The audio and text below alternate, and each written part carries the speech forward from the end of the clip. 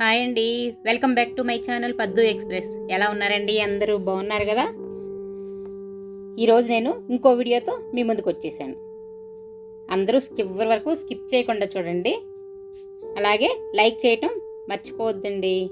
ఈరోజు నేనేమేం చేయబోతున్నానో, దానికి ఏమేం కావాలో ఇప్పుడు చూద్దాం. ఎగ్ బిర్యానీ అండి. చూడండి, ఎగ్ బిర్యానీ, దానికి కావాల్సిన పదార్థాలు: ఎగ్స్ బాయిల్ చేసి పెట్టుకున్నాను. తర్వాత ఉల్లిపాయలు, పచ్చిమిరపకాయలు, కొత్తిమీర, పుదీనా. ఇప్పుడు మసాలా దినుసులు: చెక్క, లవంగాలు, మొగ్గ, అనాస పువ్వు, బిర్యానీ ఆకు, అల్లం వెల్లుల్లి పేస్టు, తర్వాత ఉప్పు, పసుపు, కారం, గరం మసాలా. ఇప్పుడు అన్నాన్ని ఉడికించి పొడి పొడిగా ఉడికించి పక్కన పెట్టుకోవాలి. ఇప్పుడు ఒక మందపాటి గిన్నె పెట్టుకొని స్టవ్ మీద ఒక 3-4 స్పూన్లు నూనె వేసుకుంటున్నాను. చూడండి, నూనె కొంచెం వేడెక్కాక దీనిలో మసాలా దినుసులు వేసుకోవాలి. బిర్యానీ ఆకు, చెక్క, లవంగాలు, మొగ్గ, అనాసపు అన్నీ వేసుకొని ఇవి కొంచెం బాగా ఫ్రై చేసుకోవాలి. ఈ ఫ్లేవర్స్ అన్నీ కూడా ఆయిల్లోకి వచ్చేసి తర్వాత అవి రైస్కి పట్టేసి ఫ్లేవర్ బాగుంటుంది అనమాట. ఇవి కొంచెం ఫ్రై చేసుకొని దీనిలో ముందుగా కట్ చేసి పెట్టుకున్న ఉల్లిపాయలు, పచ్చిమిరపకాయలు ఉన్నాయి కదా, అవి వేసుకోవాలి. అవి వేసుకొని ఇప్పుడు ముందుగా కొంచెం సాల్ట్ వేసుకోవాలి. ఉల్లిపాయలు తొందరగా వేగుతాయి సాల్ట్ వేసుకొని ఇప్పుడు ఉల్లిపాయల్ని వేయించుకోవాలి. కొద్దిగా బాగా వేయించుకొని కొంచెం లైట్ బ్రౌన్ వచ్చే వరకు వేయించుకున్న తర్వాత దీనిలో కొంచెం అల్లం వెల్లుల్లి పేస్ట్ కూడా వేసుకోవాలి. చూడండి, అల్లం వెల్లుల్లి పేస్ట్ వేసుకొని కొంచెం అది పచ్చివాసన పోయే వరకు అది కూడా ఫ్రై చేసుకోవాలి. చూసారా, ఇలాగా బాగా ఫ్రై చేసుకుంటే ఉల్లిపాయలు కూడా బాగా వేగిపోతాయి, అల్లం వెల్లుల్లి పేస్ట్ కూడా పచ్చివాసన లేకుండా బాగుంటుంది అనమాట. ఇలా వేయించుకున్న తర్వాత ఇప్పుడు నేనేం చేస్తున్నాను తెలుసా? చూడండి, ఎగ్స్ బాయిల్ చేసి ఉన్నాయి కదా, వాటిని చూడండి ఇలా ఘాట్లు పెట్టుకొని అందులో వేసుకున్నాను. మిగతా అన్నీ నేను ముందే ఘాట్లు పెట్టుకున్నానండి. ఇది మీకు చూపించడం కోసం ఒకటి చూపిస్తున్నాను. ఇప్పుడు ఇవి నూనెలో కొంచెం ఇలాగే ఎగ్స్ని ఫ్రై చేసుకోవాలి నిదానంగా. కొంచెం దీనిలో ఫ్రై చేసుకొని దీనిలోకి ఇప్పుడు ఉప్పు, పసుపు, కారం కూడా వేసుకోవాలి. ఎందుకంటే ఇవన్నీ కూడా వీటికి పట్టి ఎగ్స్ చప్పగా లేకుండా టేస్ట్ అన్నీ పట్టి బాగుంటాయండి, ఉప్పులు కారాలు అన్నీ పట్టి. ఇప్పుడు మళ్ళీ గరం మసాలా కూడా వేసుకుంటున్నాను. చూడండి, గరం మసాలా కూడా వేసుకొని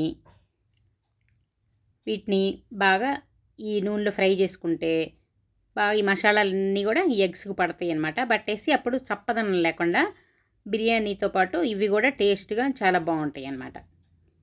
చూడండి, ఇవి నూనెలో కొంచెం నిదానంగా కలుపుకోవాలి, ఎందుకంటే చిదిరిపోతాయి అన్నమాట ఎగ్స్. నేను ఫాస్ట్గా కలుపుతున్నానని చూస్తున్నారా? వీడియో కొంచెం ఫాస్ట్ చేశాను అంతేనండి, స్లోగానే కలుపుకుంటున్నాను. వీడియో లెంగ్త్ ఎక్కువ అవుతుందని కొంచెం ఫాస్ట్గా పెట్టాను అనమాట. ఇప్పుడు చూడండి, కొత్తిమీర, పుదీనా కూడా వేసుకుంటున్నాను. వేసుకుంటే ఇవి కూడా ఫ్లేవర్స్ అన్నీ బాగా కలిసిపోయి ఈ ఎగ్స్కి బాగా ఫ్లేవర్స్ అన్నీ పడతాయి అన్నమాట. ఇలా పట్టినప్పుడు మనకి తర్వాత చప్పదనం లేకుండా ఎగ్స్ చాలా టేస్ట్గా ఉంటాయి. చూసారా? ఇప్పుడు ఇలా చేసుకున్న తర్వాత ఇప్పుడు ఏం చేస్తున్నానో తెలుసా? ఒక గిన్నెలోకి ఈ ఫ్రై చేసుకున్న ఎగ్స్ని తీసేసుకుంటున్నాను. ఎందుకు అనుకుంటున్నారా? ఇది ముందు రైస్ వేసుకున్న తర్వాత ఇవన్నీ కలిసిపోతే మొత్తం చిదిరిపోతాయండి, ముక్కలు ముక్కలు అయిపోతాయి. అందుకని చెప్పి ముందు ఇవి తీసి పక్కన పెట్టుకొని ఇప్పుడు రైస్ వేసుకున్న తర్వాత చివరిలో మళ్ళీ ఇవి కలుపుకుంటానమాట. చూడండి, ఇప్పుడు దీనిలో ముందుగా మనం ఉడికించి పెట్టుకున్న అన్నం వేసుకుంటున్నాను. ఇవి మొత్తం ఒక్కసారిగా వేసుకోకూడదండి, కొంచెం కొంచెంగా వేసుకుంటూ తిప్పుకుంటూ ఉండాలి. ఎందుకంటే లేదంటే అన్నం సరిగ్గా మసాలాలన్నీ కలవు, అంతే కదా, చిదిరిపోద్ది అనమాట, అన్నం మెత్తగా అయిపోతుంది. చూడండి, కొంచెం కొంచెంగా వేసుకుంటూ మళ్ళీ కొద్ది కలుపుకుంటూ ఇలా చేసుకోవాలి. ఇలా చేసుకుంటే అన్నం బాగా కలుస్తుంది, మసాలాలన్నీ బాగా పడతాయి, చక్కగా మెత్తగా అయిపోకుండా నిదానంగా ఇలా కలుపుకుంటూ చేసుకోవాలి. మనం పులిహోరకి చేసుకుంటాం కదండి, అలా పలుకుగా చేసుకొని కొంచెం అన్నం ఉడికించినా కొంచెం చల్లారి పెట్టుకుంటే బాగుంటుంది అనమాట. చూడండి, ఇప్పుడు రైస్కి సరిపడా సాల్ట్ వేసుకుంటున్నాం. ముందు ఎగ్స్ వరకు సరిపడా వేసుకున్నాం, అంతకుముందు ఉల్లిపాయలు వేగటానికి కొంచెం వేసుకున్నాం, అందుకని చూసుకొని వేసుకోవాలి. ఇప్పుడు రైస్ మొత్తానికి సరిపడేలాగా ఉప్పు వేసుకుంటున్నాను. చూడండి, బాగా కలిసిపోయింది చక్కగా. ఇప్పుడు ఎగ్స్ కూడా బాయిల్ చేసి పెట్టుకున్నాం కదా, ఈ రైస్లోకి ఇవి కలుపుకుంటున్నాను.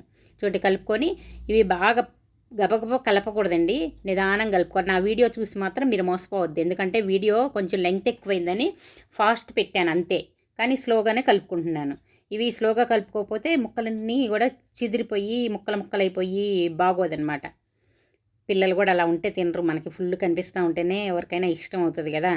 చూడండి మొత్తం ఇలా కలుపుకున్న తర్వాత రెడీ అయిపోయిందండి. ఇంకేముంది, ఎగ్ బిర్యానీ రెడీ అయిపోయింది. వావ్, చూస్తుంటేనే టెంప్టింగ్గా ఉంది కదా.